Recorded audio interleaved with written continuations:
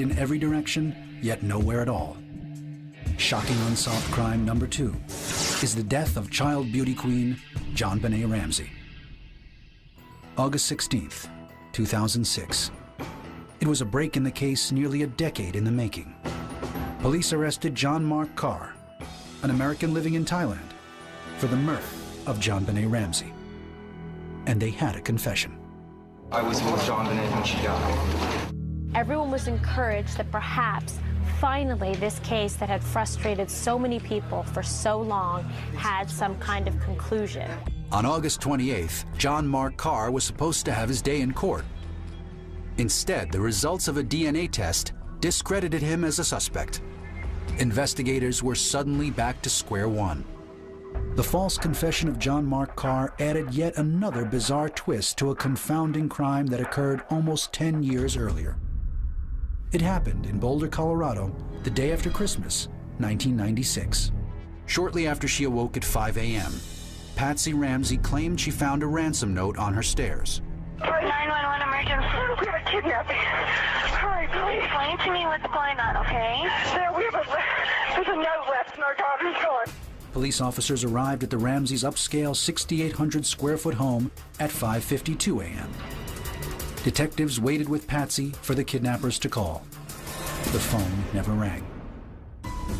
At around 2 p.m., JonBenet's father, John, made a gruesome discovery. The detective suggested, why don't you go look at everything? And so he went downstairs.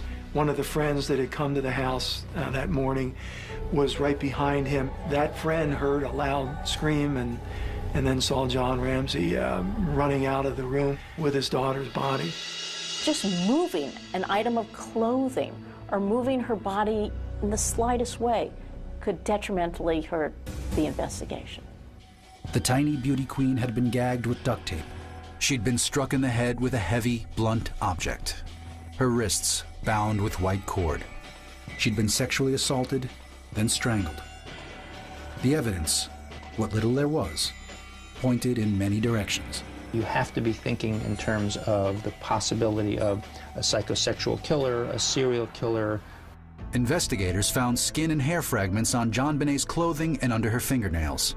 It didn't match any of the males in her family, didn't match any of the males that we could identify as having been friends of the family. And so that has never been answered. Then there was the ransom note. The odd sum demanded in the letter, $118,000, was exactly the amount of John's bonus check. If you do this, she'll be beheaded. If you try to grow a brain, she'll be murdered. This went on for 2.5 pages.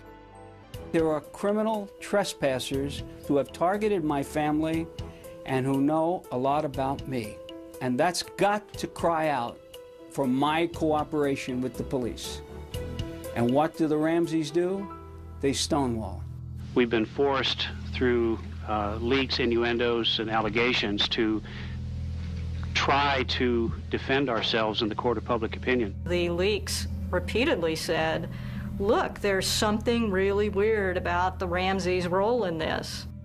The case soon whipped up a media firestorm, and the shiny, smiling pageant pictures of JonBenet in heavy makeup and tiara seemed to appear everywhere. That's what really spiked the curiosity of the American public, and then perhaps who could have been motivated to do harm to her because of that association.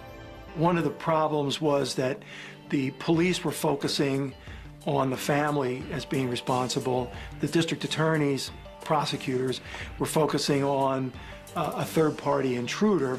John and Patsy Ramsey's behavior didn't help the public's perception of them. From the very early stages, they threw up defenses, and those defenses just didn't allow the police to dispel any suspicion. And so that led to further suspicion. I did not kill my daughter, JonBenet. Let me assure you that I did not kill JonBenet. The reality is that when a child goes missing, the very first suspects are always the parents. We have lost a child here. No one is going to win, even when we find the killer. After a 3-year investigation, A Boulder, Colorado grand jury spent 9 months reviewing the evidence. In all, 122 suspects were considered and then cleared. It really doesn't matter what my opinion is or what anybody's opinion is. What matters is there evidence that can prove beyond a reasonable doubt, and it never rose to that level. In December 2006, Patsy Ramsey died after a battle with ovarian cancer. In July 2008, District Attorney Mary Lacey announced that new DNA tests cleared Ramsey family members as suspects. Lacey said the test showed JonBenet was murdered by an unknown male. The DA wrote John Ramsey an apology for the years of suspicion the Ramseys endured. I think JonBenet will never get justice. I don't think John Ramsey will ever know who killed his daughter. The stress and the nightmare of being a suspect in your daughter's own murder may have sped up Patsy Ramsey's demise. It's just a terrible case that I don't think